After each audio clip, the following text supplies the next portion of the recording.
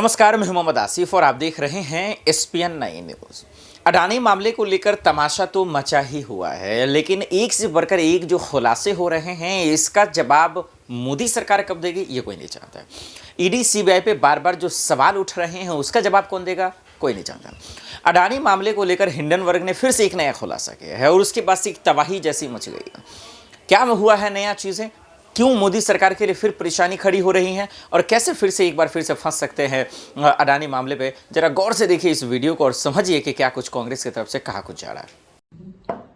अडानी पर आंच तो राहुल गांधी पर जांच। ये कितनी बड़ी विडंबना है कि अडानी को बचाने के लिए सारा स्वांग रचा जा रहा है। और स्वांग कैसा रचा जा रहा है 2 मिनट में सुन लीजिए। 15 मार्च को भारत जोड़ो यात्रा खत्म होने के 45 दिन बाद दिल्ली पुलिस एक खर्रा लेके राहुल जी के घर पहुंची रात में और कहा हमें उन औरतों का नाम और पता दे दीजिए जिन्होंने आपसे यौन शोषण की और अपने खिलाफ हिंसा की बात करी थी भारत जोड़ो यात्रा के दौरान। उनके सहायक ने कहा मुझे नोटिस दे दीजिए, मैं पहुंचा दूंगा। नहीं जी, हम तो राहुल गांधी जी से ही मिलेंगे। 10:30 बजे रात तक बैठे रहे। राहुल गांधी जी मीटिंग्स में थे। वो अगले दिन सुबह 8 बजे आए। राहुल जी उनसे मिले, उनसे नोटिस ली और कहा कि ठीक है, मैं 10 दिन में इस नोटिस का जवाब दूंगा। 19 मार्च को वो दोबारा से आ गए पूछताछ करने के लिए। अरे भाई, जब कहा है जवाब देंगे तो वेट करिए, लेकिन वहां से चाबी भरी जा रही होगी अमित शाह और नरेंद्र मोदी जी की, तो वो दोबारा से पहुंच गए थे। खैर, मैं 2 बातें कहना चाहती हूं। पहली बात मैं महिलाओं पर कहना चाहती हूं। इस देश का कोई भी ऐसा नेता है, महिला या पुरुष, जो इतना विश्वास दिला सके औरतों को कि वो आकर अपना दुख, अपनी वेदना, अपने दर्द के बारे में कह सके और 2 आंसू बहा सके। ये सुरक्षा का कवच भारत जोड़ो यात्रा और राहुल गांधी जी ने दिया था। उन महिलाओं को यह विश्वास था कि सुरक्षा के उस घेरे में राहुल जी के सामने वो जो बात कहेंगी अपनी पीड़ा के बारे में, वो सेफ रहेगा, वो सुरक्षित रहेगा। उनको यह ढांढस बंधाया राहुल जी ने कि आप मुझसे बात कर सकती हैं। ये बहुत बड़ी बात है। कोई महिला अपने मन की बात और खासतौर से पीड़ा के बारे में जिक्र ऐसे करती नहीं है। और जब महिला किसी का हाथ पकड़ के 2 कदम चलती है ना, तो उसको यह विश्वास होता है उस व्यक्ति की नैतिकता पर। उसको विश्वास होता है कि मैं सुरक्षित हूं। उसको विश्वास होता है कि मेरे साथ यहां पर कुछ गलत नहीं होगा। और यही हमने भारत जोड़ो यात्रा में लगातार देखा। और इसमें मामला डिग्निटी और प्राइवेसी का भी है। लेकिन राहुल जी की टीम जो जवाब देगी वो 10 दिन में सबके सामने होगा और पता चलेगा। लाखों करोड़ों लोगों से मिले हैं वो और करोड़ों लोगों ने अपनी व्यथा सुनाई है। मेरा अपना मानना यह है कि राहुल गांधी जी से जो महिलाओं को लेकर सवाल कर रहे हैं, उन मूर्खों को क्या याद है कि जब निर्भया का कांड हुआ था तो निर्भया के भाई को पढ़ाने का और अंत तक पायलट बनाने का बीड़ा राहुल गांधी ने उठाया था। कैमरा से दूर, सुर्खियों से दूर, न्यूज नहीं आई थी इसकी, लेकिन भाई का पूरा बीड़ा, पूरी जिम्मेदारी उठाई थी। हाथरस में जिस बेटी को आपने जला दिया था ना, फूंक दिया था 2:30 बजे रात को बिना उसके परिवार के, उस पीड़िता के परिवार से जब वो मिलने जा रहे थे तो आपकी पुलिस ने यह हिमाकत करी थी कि उनके गिरेबां पे हाथ डाला था। दिल्ली में जब बच्ची के साथ यौन शोषण हुआ था तो उसको न्याय दिलाने की गुहार लगाने में सबसे पहले और सबसे आगे राहुल गांधी थे। उस राहुल गांधी से आप महिलाओं को लेकर सवाल पूछिएगा। मुंह मत खुलवाइए मेरा, क्योंकि अगर मैंने आपकी पार्टी के लोगों पर और दुष्कर्मों पर मुंह खोलना शुरू कर दिया तो कहीं छुपने लायक नहीं रहेगी भारतीय जनता पार्टी। लेकिन यह सारा तंत्र, यह सारा स्वांग, यह सारी पुलिस क्यों हो रहा है? क्योंकि मित्र को बचाना है। जेपीसी हम गठित नहीं करेंगे, संसद में हम नहीं बोलने देंगे, संसद को म्यूट हम कर देंगे, बोलेंगे तो नारेबाजी हम करेंगे, संसद को स्थगित हम कराएंगे, विपक्ष भी नहीं कराएगा, अब तो सत्ता पक्ष कराएगा। और आप जिस तरह से राहुल गांधी के खिलाफ पुलिस भेज के आपको लग रहा है कि वो डर जाएंगे और अडानी पर पूछेंगे नहीं। अरे साहब, भूलिए मत, राहुल सावरकर नाम नहीं है, राहुल गांधी नाम है। लेकिन मैं तो चाहती हूं कि आप जो कर रहे हैं वो और करिए, क्योंकि ये देश भी तो देखे कि आप असली में है क्या, आपका असली चाल चरित्र और चेहरा क्या है। मैं तो चाहती हूं कि वो आप और करें, पूरी पोल पट्टी तो खुले, सबको समझ में तो आए 60 गांठ अडानी से कितनी लंबी है, सबको समझ में तो आए कि क्या फजीहत करवाने पर आप तुले हैं। एक बात सच है, मालिक को बचाने के लिए पूरी सरकार मैदान में उतर चुकी है। और मालिक यहां पर मैं मोदी जी की बात नहीं कर रही हूं, उनके भी बड़े वाले मालिक की बात कर रही हूं।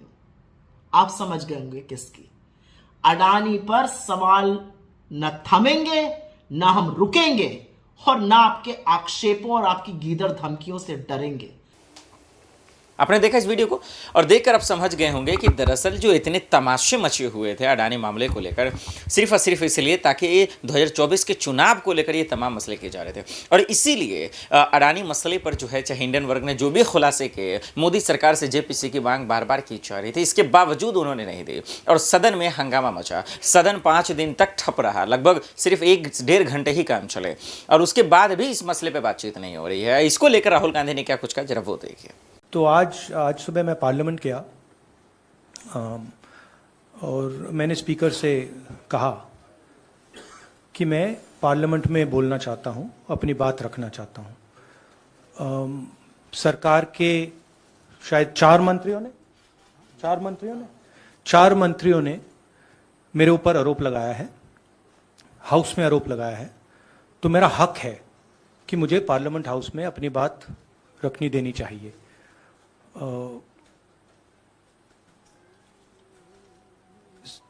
क्लैरिटी नहीं है, मगर मुझे नहीं लगता है कि मुझे बोलने देंगे।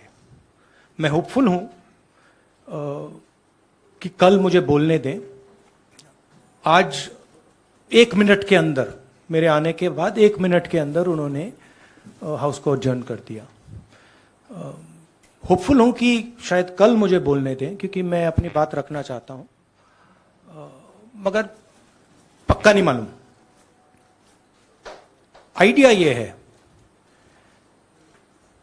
कि जो मैंने भाषण कुछ दिन पहले पार्लियामेंट हाउस में दिया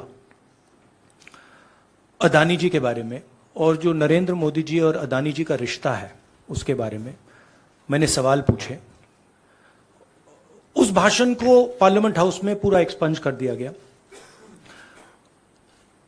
और उस भाषण में ऐसी कोई चीज नहीं थी जो पब्लिक रिकॉर्ड से मैंने नहीं निकाली। अखबारों से, लोगों की स्टेटमेंट से मैंने पूरा भाषण डेवलप किया था और उसको एक्सपंज कर दिया गया। ये पूरा मामला डिस्ट्रैक्ट करने का मामला है। सरकार और प्रधानमंत्री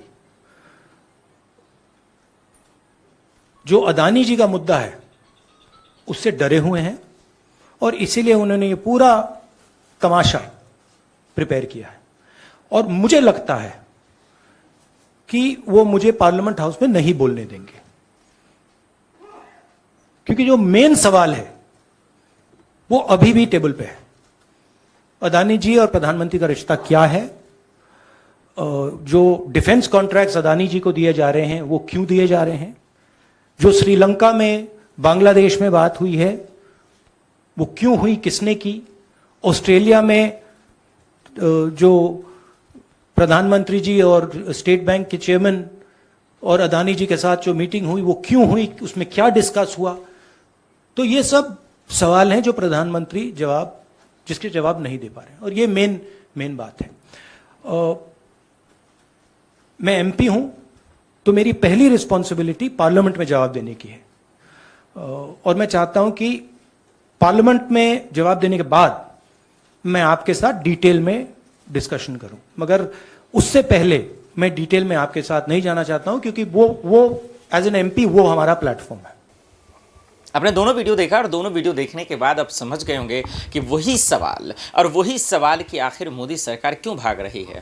कोर्ट के आदेश मिलने के बावजूद भी इस पर जांच क्यों नहीं हुई, कोर्ट के आदेश के मिलने के बावजूद मोदी सरकार को डर क्यों नहीं है, बार बार बंद लिफाफे में लेकर क्यों चले जाते हैं। ये तमाम अहम सवाल है जो मोदी सरकार को जवाब देना ही पड़ेगा। देखते हैं आने वाले वक्त में क्या कुछ होता है और इस मसले पर क्या कुछ कहती है सरकार, और इस मसले को लेकर आगे क्या कुछ होगा, ये भी बड़ा सवाल है। और क्या सुप्रीम कोर्ट वाकई में मोदी सरकार और अडानी धज्जियां उड़ा देंगे, क्योंकि जो अभी तक जेपीसी की मांग नहीं हुई या मोदी सरकार ने जो कार्रवाई नहीं की है, इससे आने वाले वक्त में उन्हें खमियाजा भुगतना पड़ सकता है।